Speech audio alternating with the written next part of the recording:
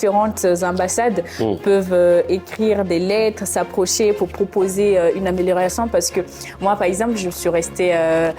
je peux déposer mon titre de séjour en avance, 2 mois, 3 mois en avant, et tarder de le recevoir. Donc, ça ne relève pas de ma faute dans ce cas, ça relève de la faute de la préfecture. Et il y a nombreux de ces jeunes comme moi qui se retrouvent dans cette situation. Dans cette situation, tu as une rupture de ton contrat, ce qui veut dire que tu n'as plus de salaire, tu ne peux plus payer ton logement. Si tu as droit à des aides, ces aides vont être coupées. Donc, tu te retrouves dans une situation critique où cette situation, tu ne l'as pas cherchée. Donc, nous, on se dit, est-ce que les ambassades, que ce soit l'ambassade de France, de Côte d'Ivoire, du Sénégal, peuvent pas, parce qu'il y a des accords qui sont mis en place avec la France, est-ce que vous pouvez peut-être nous faire entendre nos voix pour ces questions-là? Alors, bienvenue sur Afrique You Voice. Aujourd'hui, nous avons l'honneur d'avoir l'excellence M. Sylla. M. Sylla, bonjour. Bonjour. Et nous sommes très, très heureux de vous recevoir sur Afrique You Voice. Et on vous remercie d'avoir accepté notre invitation et de nous recevoir dans vos locaux à l'ambassade de la Guinée en France. Alors, durant cette interview, nous aurons l'occasion de discuter avec M. Sylla de la digitalisation des services administratifs, du soutien des jeunes entrepreneurs et associations, ainsi que des projets de développement en Guinée et du rôle essentiel de la diaspora. Sans plus tarder, je vais demander à M. Sylla de se présenter et nous parler un peu de son parcours brièvement.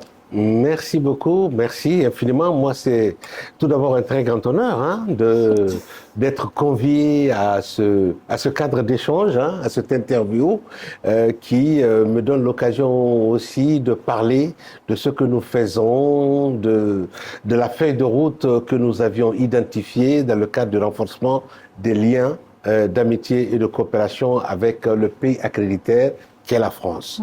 Alors, pour me présenter, je suis Senkoun Sylla. Je suis issu aussi de cette diaspora, car j'ai passé un certain nombre d'années en France, d'abord en tant qu'étudiant, et puis à un certain moment, j'ai décidé de mettre le peu de compétences que j'avais au service de mon pays, ce qui m'a amené à intégrer le ministère des Affaires étrangères de l'époque, et ensuite la direction des affaires politiques et culturelles, où j'ai occupé successivement le poste de chargé d'études, c'est le début, et après chef de section, chef de division, avant d'être nommé en Chine en qualité de conseiller chargé des questions politiques, économiques et culturelles. Après, bien entendu, quelques années d'apprentissage de la diplomatie dans cette grande région d'Asie, j'ai bénéficié de la confiance de nos autorités en me nommant ambassadeur extraordinaire et plénipotentiaire de la République de Guinée au Japon. Alors, je suis arrivé au Japon en 2014, où je suis resté quand même 8 ans, ce qui m'a permis d'apprécier non seulement la culture, mais la politique de ce grand pays du soleil levant, avant de retourner donc à Conakry. Et quelques mois après, je dois rendre encore grâce à Dieu que le choix soit porté sur ma modeste personne pour défendre les intérêts de notre pays en France. Voilà, merci beaucoup pour ces explications sur votre parcours. Merci. Et vous avez en passé d'ambassadeur, c'est pas la première fois que vous êtes ambassadeur, vous avez déjà été ambassadeur en Chine et au Japon. Est-ce que vous pourrez nous expliquer en quelques mots quel est le rôle, les missions d'un ambassadeur dans un pays à l'étranger? Voilà, d'abord, un ambassadeur qui est nommé par un chef d'État est le représentant du chef de l'État, donc le représentant de toute la nation de son pays dans le pays accréditaire, en l'occurrence la France. Et le rôle d'un ambassadeur, c'est tout d'abord promouvoir les relations d'amitié, de coopération entre votre pays et le pays dans lequel vous êtes accrédité. Et pour parler plus spécifiquement du cas de la France, nous avions une juridiction qui est étendue. Outre la France, nous avions le Portugal, nous avons Israël et Monaco. Donc cela suppose que nous avions cette obligation de promouvoir les relations avec l'ensemble de ces pays qui relèvent donc de notre juridiction. Et en ce sens, nous mettons en place toutes les stratégies nécessaires au niveau politique, culturel, économique et social pour que des liens étroits d'amitié et de coopération soient instaurés entre nos deux pays. Mais au-delà de cette promotion des relations d'amitié et de coopération, nous avions aussi des responsabilités envers nos concitoyens. Nous avons la responsabilité de veiller à leur sécurité, de les protéger et de défendre en cas de besoin leur situation. Donc, c'est de manière schématisée un peu le rôle qui est dédié à un représentant du chef de l'État, qu'on appelle communément un ambassadeur, donc qui de manière large veille de manière très particulière non seulement à défendre les intérêts de son pays, mais aussi à défendre ceux de ses concitoyens. Ok, d'accord. Là, tout à l'heure, vous avez évoqué que comme quoi Israël et Portugal dépendent de la juridiction de Monaco. Ça veut dire quoi concrètement? Ça veut dire qu'il n'y a pas d'ambassade dans ces pays-là, donc vous représentez directement ces pays-là, si je comprends bien. Oui, effectivement, c'est de cela qu'il s'agit. Quand on vous dit que vous êtes accrédité dans un pays, cela veut dire que vous avez les mêmes responsabilités que vous avez dans le pays dans lequel vous résidez. D'accord. Le pays de ma résidence, je suis ambassadeur de Guinée en France, au Portugal et en Israël, avec résidence en France. En France, voilà. Je comprends. Donc, j'ai les mêmes prérogatives en matière de gestion des dossiers administratifs en France qu'au Portugal ou en Israël. Et j'ai les mêmes obligations de défendre les intérêts de mon pays, mais aussi des concitoyens qui vivent également dans ces juridictions. D'accord. Donc actuellement, si je prends par exemple le Portugal, il n'y a pas de pays, il n'y a pas de bureau pour accueillir par exemple des Guinéens dans le besoin. Il faut forcément passer par la France. Oui. Ouais. Okay. En effet, pour l'instant, nous n'avons pas une représentation au niveau du Portugal qui puisse avoir une relation de proximité avec nos concitoyens. Mais nous y travaillons là-dessus. Les autorités du ministère des Affaires étrangères, le ministre des Affaires étrangères en l'occurrence, Dr Maurice Sanda Kouyaté, qui est à cheval sur toutes les questions relatives à la diplomatie de notre pays, fait tout ce qui est possible pour créer un climat de confiance entre la diplomatie guinéenne et les concitoyens. Et c'est pour vous dire que dans cette démarche de proximité, nous avions présenté nos lettres de créance. Parce que pour que vous soyez reconnu, accrédité dans un pays, il y a un processus diplomatique qu'on appelle la présentation des lettres de créance. Ce sont des lettres par lesquelles votre président vous accrédite auprès de notre président et pour lesquelles il vous donne les pleins pouvoirs de parler à son nom et au nom de votre pays. Et donc nous avions accompli cette obligation protocolaire depuis le mois de juin dernier, où nous avons fait le déplacement au Portugal et nous avons donc présenté les lettres de créance au président de la République portugaise. Et l'occasion, bien sûr, a été mise à profit pour rencontrer la forte communauté guinéenne qui vit au Portugal et qui aujourd'hui, selon les derniers chiffres qui nous ont été communiqués, sont évalués à plus de 12 000 individus. Et donc, toujours dans cette dynamique d'être proche de nos concitoyens, nous les avons écoutés ce jour, nous avons écouté leurs doléances qui nous ont été exprimées en long et en large, et nous avons compris que la préoccupation première, c'était les questions liées aux documents administratifs, notamment les passeports. Et c'est dans cette vision que, personnellement, j'ai décidé de dépêcher une mission au Portugal, qui s'est rendue dans ce pays, à Lisbonne, il y a 2 semaines, et qui a procédé à l'enrôlement d'une partie de la communauté guinéenne. Donc, même si nous ne sommes pas présents sur le terrain, nous avions de temps en temps des actions ponctuelles qui nous permettent de nous déplacer, de venir vers nos compatriotes et puis d'apporter quelques éléments de réponse par rapport aux questions qu'ils se posent. Ok, super. Justement, parlant des passeports, et j'ai une question par rapport ici en France. Est-ce qu'il y a quelles initiatives ou projets spécifiques ont été lancés pour accélérer la digitalisation des services administratifs ici, parce qu'il y a pas mal, nous rencontrons pas mal de soucis quand nous procédons au renouvellement de nos passeports. Tout à fait. Alors, au niveau de cette ambassade, nous avions un contrat de gestion avec une société qu'on appelle A2A, et c'est une société qui est gérée par des Guinéens, qui s'occupe du site, de la gestion du site, de la plateforme plutôt, dédiée aux passeports et aux documents administratifs guinéens. Alors si vous vous orientez sur le site de l'ambassade, vous verrez l'option e-Kaidi. Alors cela vous permet d'avoir un accès direct à tous les documents que vous souhaitez en faire la demande. Donc nous avons donc procédé à une profonde réorganisation de nos démarches administratives, puisque aujourd'hui, tout a été dématérialisé. Oui. Vous avez besoin d'une carte consulaire aujourd'hui.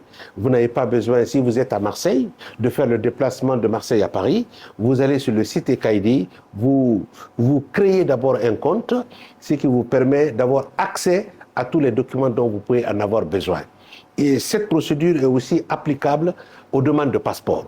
Nous avions, à ma prise de fonction il y a 1 an, quand je suis arrivé au niveau de cette ambassade, j'avais constaté que nous avions des rendez-vous ouverts sur 1 mois et on réceptionnait uniquement que 20 personnes par mois. Okay. Donc j'ai trouvé que ce nombre était très insuffisant au regard de la forte communauté guinéenne qui existe dans cette partie du monde, mais aussi aux enjeux qui sont importants parce que tout est lié aujourd'hui en France au passeport. Si vous n'avez pas de passeport, vous ne pouvez pas renouveler votre carte. Si vous n'avez pas de passeport, il est impossible d'avoir un logement. Si vous n'avez pas de passeport, il est presque difficile d'avoir accès à certains services proposés par non seulement les municipalités, les préfectures ou d'autres entités. Oui. Alors, j'ai essayé de prolonger de 20 personnes. J'ai doublé à 40 personnes. Et j'ai ouvert les rendez-vous sur 3 mois. Okay. Mais nous étions dans un processus d'observation.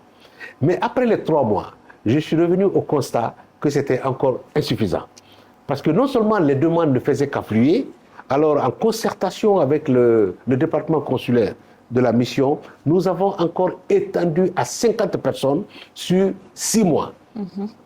Alors, pour être concret, après les 6 mois, nous avons encore constaté que c'était insuffisant. Mais toujours dans le souci d'améliorer nos activités, d'être encore beaucoup plus proches de nos concitoyens, nous avions décidé d'ouvrir désormais les rendez-vous de 6 à 1 année.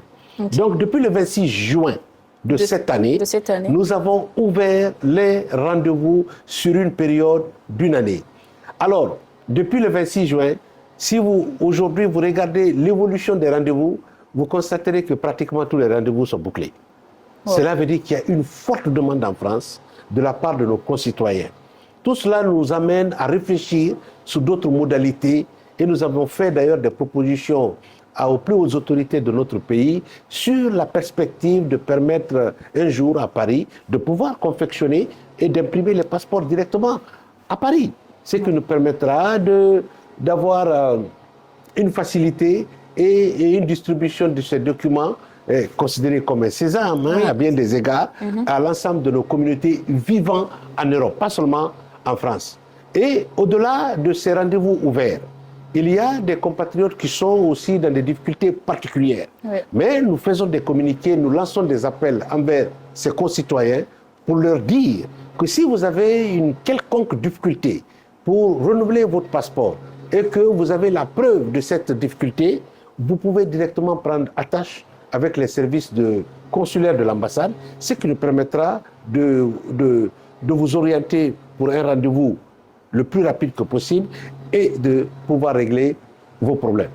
Et comment prendre ce rendez-vous attache à ces personnes qui travaillent à l'ambassade plus facilement? Parce que je ne pense pas qu'il y ait un standard d'appel téléphonique disponible à cet effet, ou si c'est mis en place. Alors, comme je vous le disais tantôt, les rendez-vous se prennent en ligne. Oui. Nous avons le site e-Kaidi qui vous permet directement de prendre votre rendez-vous. Et comme je le disais, depuis le 26 juin, nous avons ouvert la plateforme pour les rendez-vous sur 1 année. Donc du 26 juin 2023 au 26 juin 2024 au 26 juin 2025. Donc les rendez-vous sont ouverts. Donc nous encourageons tous nos compatriotes, où qu'ils se trouvent, allez vous connecter, créez-vous un dossier, connectez-vous sur le site de l'ambassade de Guinée en France sur l'option e-Kaidi, documents administratifs et prise de rendez-vous.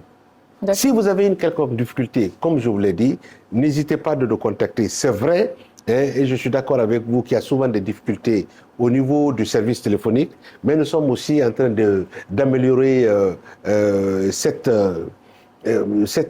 partie de la communication, et nous avons fait appel justement à notre partenaire, hein, pour qu'il vienne voir avec nous les aménagements nécessaires pour permettre une certaine fluidité des communications et permettre à ceux qui nous appellent de l'extérieur puissent avoir accès à nos différents services. Oui, parce que ce serait quand même une très bonne initiative, dans le sens où même si on a élargi les prises de rendez-vous du 25 juin au 25 juin de l'année prochaine, sauf que vous avez dit qu'on est pas mal représenté, il y a pas mal de citoyens guinéens ici, ce qui fait que les rendez-vous se terminent vite, on n'a pas assez de fois de rendez-vous, et deux fois on est dans une urgence qui fait que on ne peut pas attendre 1 mois ou 2 mois. C'est vrai. Donc ce qui fait que je me dis, mettre un standard ou un service téléphonique ou bien nous recevoir, enfin ça serait quand même, recevoir tout le monde, ça serait quand même un peu difficile, mais mettre au moins un standard téléphonique, ça serait pas mal pour avoir des réponses à nos questions, ou un service de mail de réponse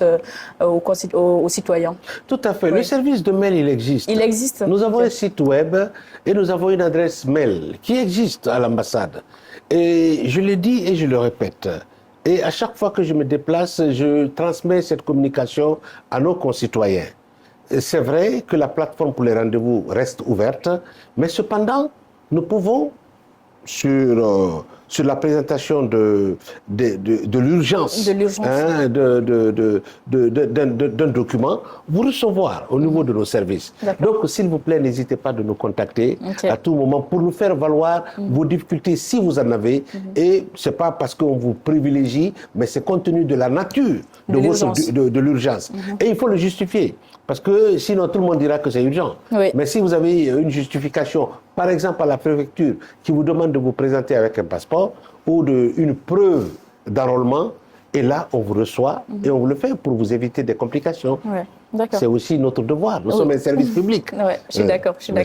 Et par rapport à ces demandes de passeport, de demandes de procédure avec l'ambassade, est-ce qu'il y a un système qui est mis en place pour recueillir les retours que nous pouvons avoir pour améliorer ce système? Est-ce que vous avez un système qui a été mis en place? Bon, dire qu'il y a un système, peut-être, bon, je reviens encore sur le site. Parce qu'on peut nous envoyer, on peut nous adresser des messages que nous pouvons justement répondre.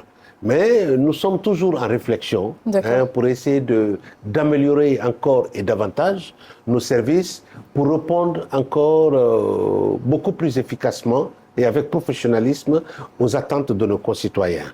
Donc, le site web, il y a une adresse qui existe. Vous pouvez directement nous envoyer des messages à contact ambassade de Guinée paris.com.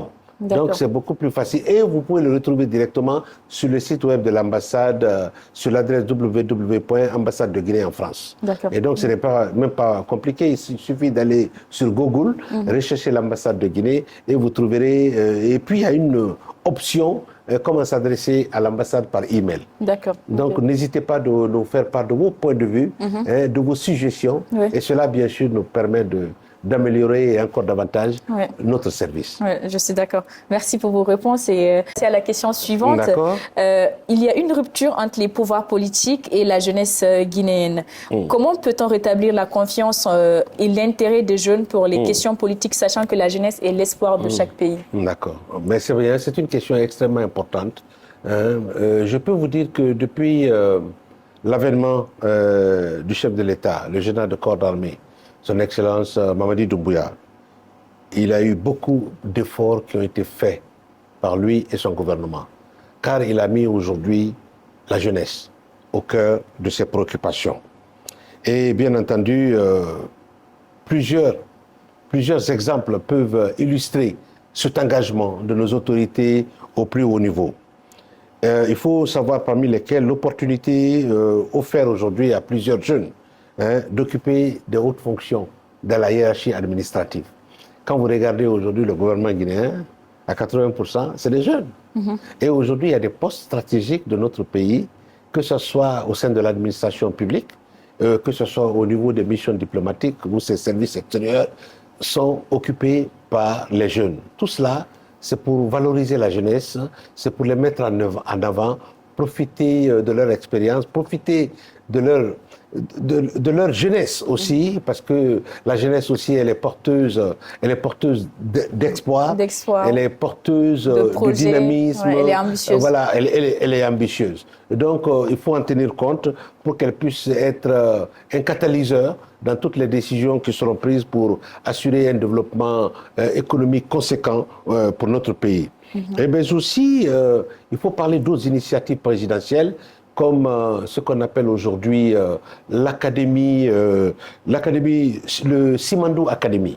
Simandou Academy est une initiative présidentielle qui est mise en place dans le cadre de la formation des jeunes.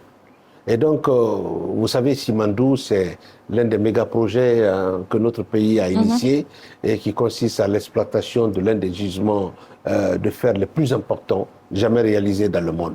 Donc, Simandou Academy fait aujourd'hui appel aux compétences, aux jeunes et aux femmes, pour leur donner encore une meilleure visibilité, une certaine formation, pour que demain, ils puissent participer et encore beaucoup plus efficacement au développement socio-économique de notre pays.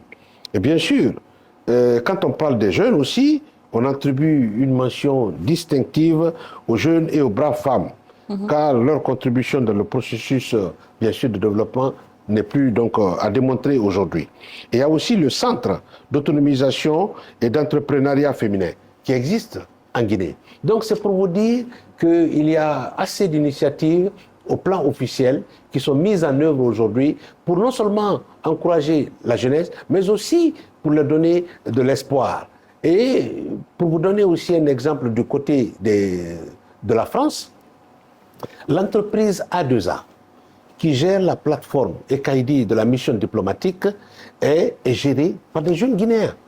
Voilà. Et ils ont été recrutés grâce à la dynamique de l'Association des jeunes Guinéens de France. L'AJGF. L'AJGF. Ouais. Alors, qui organise chaque année des événements et essaie de valoriser des compétences au niveau de la jeunesse. Et la société A2A a justement été recrutés lors d'une des activités de l'Association des jeunes Guinéens de France. Et aujourd'hui, nous aussi, dans notre cas, c'est la Guinée, c'est la jeunesse guinéenne qui s'occupe du site de l'ambassade et qui la gère efficacement. Mais aussi, cette dématérialisation de l'ambassade de Guinée à Paris a suscité tellement d'engouement au sein des autres missions diplomatiques qu'aujourd'hui, la plupart des ambassades font appel à l'expertise de A2A qui, justement, leur font bénéficier de leurs compétences en matière de dématérialisation. Ouais, c'est super ça. C'est une très bonne nouvelle. Et moi, je cite souvent aux événements de l'AJGF. Et l'année dernière, justement, ils avaient organisé un événement qui permettait de pitcher des projets, qui ont invité des entreprises, des sociétés. Et je trouve il y a même eu une gagnante d'un prix. Oui, l'année dernière, oui. Là, Donc il y a eu 3 qui ont bénéficié des prix pour les encourager à aller de l'avant et à faire en sorte que d'autres jeunes aussi puissent emboîter le pas. Donc voilà, parmi tant d'autres, des initiatives qui sont mises en place, que ce soit au niveau institutionnel, mais aussi au niveau des associations qui existent ici en France et qui encouragent, parce que, il faut le reconnaître, nous avions des valeurs ici en France. Nous avons des jeunes qui sont très formés, qui travaillent dans des institutions respectables dans ce pays, mais ils ne sont pas forcément connus. Alors que ces grandes personnes, ces personnalités peuvent apporter leur savoir-faire, leur expertise, leur connaissance au développement économique de la Guinée. Et l'ambassade aussi reste ouverte pour recevoir les compétences, parce que le pays en a besoin. Et donc c'est le lieu aussi de lancer un message à tous ces jeunes qui est pris de connaissances et de dynamisme et de patriotisme et qui veut se mettre aujourd'hui au service de leur nation. Ils peuvent déposer leur CV au niveau de l'ambassade de Guinée ici à Paris pour ceux qui vivent en France et à nous de les transmettre à nos autorités pour qu'on puisse déterminer qui peut être capable d'apporter un savoir-faire ou une connaissance pour le développement socio-économique de notre pays. Car chacun peut apporter sa part de contribution à l'édifice de notre nation. Oui, moi je me dis que ça serait pas mal d'organiser peut-être des rencontres une fois par an, de rencontrer la jeunesse en dehors même de l'association AJGF, Oui. afin de rencontrer les associations, parce que il y a pas mal d'associations qui œuvrent dans l'éducation pour le changement climatique Tout à fait. et qui sont basées ici en France. Et deux fois, on se connaît pas entre nous. C'est ça. Moi, justement, je suis dans une association et je connais d'autres amis aussi qui sont dans d'autres associations. Mais je me dis, il manque de fois d'endroits, de moments, d'événements qui fait que on peut se rencontrer, discuter, parce que nous avons tous à peu près le même projet. La Guinée, l'éducation, le changement climatique et la valorisation de nos cultures, de notre gastronomie, entre autres. Donc, est-ce que vous trouvez que ce serait pas une bonne initiative de créer peut-être des événements en dehors de l'association de la JGF pour faire rencontrer cette jeunesse et parler d'aide, d'accompagnement, inciter la jeunesse à s'intéresser au développement de la Guinée? Oui, tout à fait. C'est des initiatives qui sont à promouvoir. Et nous le faisons d'ailleurs. Ouais. Parce que nous prenons part à beaucoup d'activités qui sont organisées par des associations ici en France. Moi, j'interviens des fois en tant que panéliste, souvent sur des sujets dont l'importance est bien indiquée pour le développement de notre continent. Et tout récemment, j'étais dans une conférence où j'ai été panéliste sur les questions d'industrialisation en Afrique, où d'autres partenaires comme les banques ont pris soin de participer et d'apporter leur contribution. Mais il y a aussi d'autres activités auxquelles nous participons, que ce soit à Paris ou dans les provinces françaises, des activités qui sont aussi organisées par d'autres associations guinéennes et des fois par la diaspora africaine, auxquelles nous prenons une part active. Et pour votre information, il faut savoir également qu'il y a en France le Conseil des Guinéens de France. C'est un conseil, d'abord le Haut Conseil a été créé et mis en place en Guinée, et dans chaque juridiction, vous avez le président du conseil de ce pays. Et en France, où nous avons le président du Haut Conseil qui est M. Bellemou, donc qui regroupe l'ensemble des associations existantes dans ce pays. Donc, elle est fortement impliquée dans la vie associative et il est important pour les associations qui ne le savent pas de se dire que désormais, il existe un représentant. Et au-delà de cette faculté institutionnelle mise en place par l'État guinéen, nous avions aussi au sein de notre mission diplomatique une conseillère qui est chargée des questions socio-culturelles. Et elle a même un assistant. C'est autant vous dire l'importance aujourd'hui que l'État, le gouvernement, accorde à la vie associative, accorde à la diaspora guinéenne vivant en France et ailleurs. Donc la nomination, la création de ce poste n'est pas un fait du hasard. Elle répond d'abord à un appel de nos concitoyens, mais aussi à un intérêt évident, sachant le rôle primordial que joue la diaspora dans le développement économique et social d'un pays. D'accord. Et là, vous venez d'aborder la question de la création d'un conseil. Moi, je n'étais pas forcément au courant. Et je me dis, est-ce que peut-être il n'y a pas un manque de communication, peut-être, qui devrait être plus, comment je vais dire, plus une mise en place d'une communication plus forte qui devrait être mise en place ou peut-être c'est un désintéressement peut-être des concitoyens ou qu'est-ce que vous en pensez? Oui, tout à fait. Je suis d'accord avec vous. Nous sommes dans une dynamique d'amélioration constante. Nous n'avons pas la prétention de dire que tout est bon, que tout est bien fait et tout. Mais bien au contraire, nous sommes là pour trouver des pistes, pour essayer d'entrevoir d'autres paramètres pour essayer d'être beaucoup plus proche de nos concitoyens et aussi avoir une diffusion d'informations qui puisse atteindre le maximum de cibles. Et donc ça, c'est extrêmement important. Nous y travaillons dessus. Moi, j'ai mis en place une équipe qui est en train de mieux revêtir le site web de l'ambassade. Et il y a d'autres entités aussi qui se sont associées à nous. Donc tout cela, parmi tant d'autres initiatives, permettront vraiment d'assurer une meilleure communication de nos activités et de rendre les citoyens encore beaucoup plus proches de la mission diplomatique que nous représentons. D'accord. Et j'ai une avant-dernière question. Je vais dire la dernière question. J'ai une dernière question. Ça concerne le renouvellement des titres de séjour, ça n'a rien à voir avec l'ambassade. Nous sommes nombreux, des jeunes Africains, à rencontrer des problèmes de renouvellement de titres de séjour. Ce qui conduit à une suspension de fois de nos contrats, de nos aides, de nos droits associés. Avez-vous eu l'occasion de discuter avec certains de vos homologues ambassadeurs pour nous aider à faciliter ces démarches administratives? Oui, voilà, nous discutons, nous échangeons entre nous au sein du groupe africain. Mais vous savez, la question de renouvellement des cartes de séjour relève de la discrétion des États, hein, parce que c'est un document interne. Par exemple, pour le cas de la France, c'est la préfecture qui délivre les cartes de séjour. Et il est difficile pour nous d'intervenir sur cette question auprès des autorités de ce pays.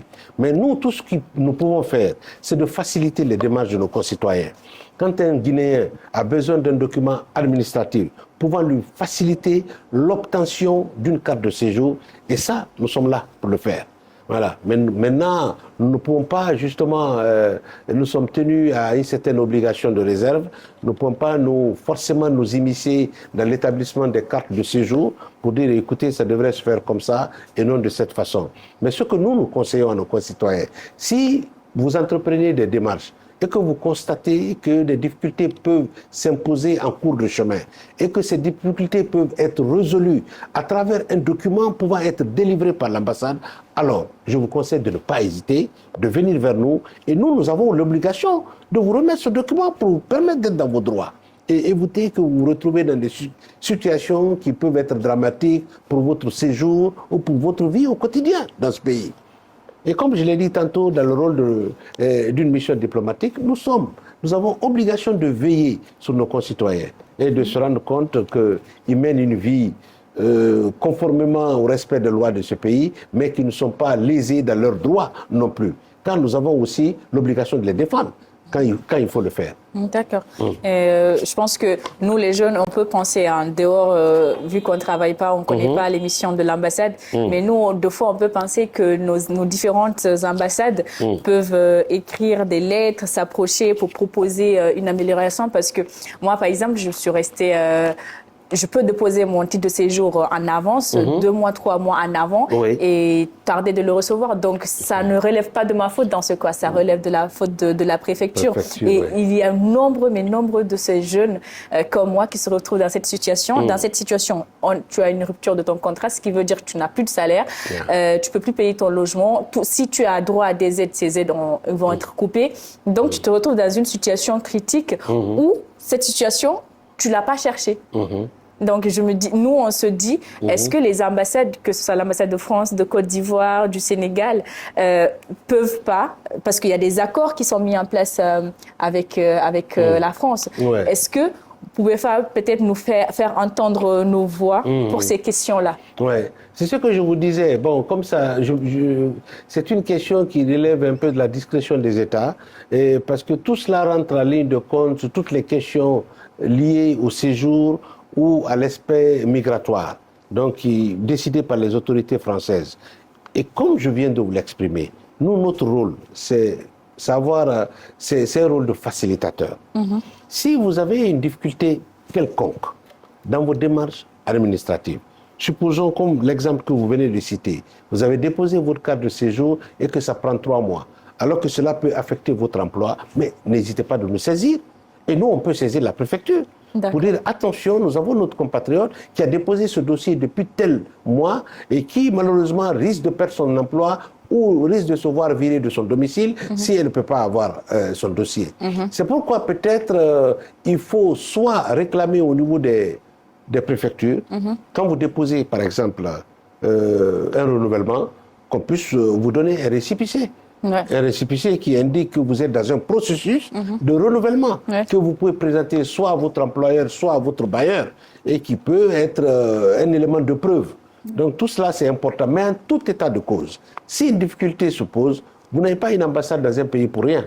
Donc n'hésitez pas de venir vers vos missions, les poser les problèmes Et puis, nous avons aussi notre faculté d'intervention, Ça marche. parce que nous pouvons saisir l'État accrédité sur des questions liées au séjour de nos concitoyens. Ça marche. Oui. En tout cas, merci beaucoup pour vos réponses, de nous avoir éclairés, d'avoir répondu à mes questions. Merci. Et ça a été un plaisir de discuter avec vous. Oui. Et l'interview prend fin. Je ne sais pas si vous avez un dernier mot à dire. Oui, mais mon dernier mot, c'est un message de félicitations. Merci beaucoup. Vous êtes jeune et je me dis que la jeunesse, elle est porteuse d'espoir. Vous êtes engagé dans une dynamique forte à travers votre association pour faire connaître la volonté des jeunes Africains en général et des jeunes Guinéens en particulier. Et donc c'est une initiative, une volonté à saluer et à encourager. Merci beaucoup. Je vous remercie. Merci beaucoup, Monsieur Sylla. Oui.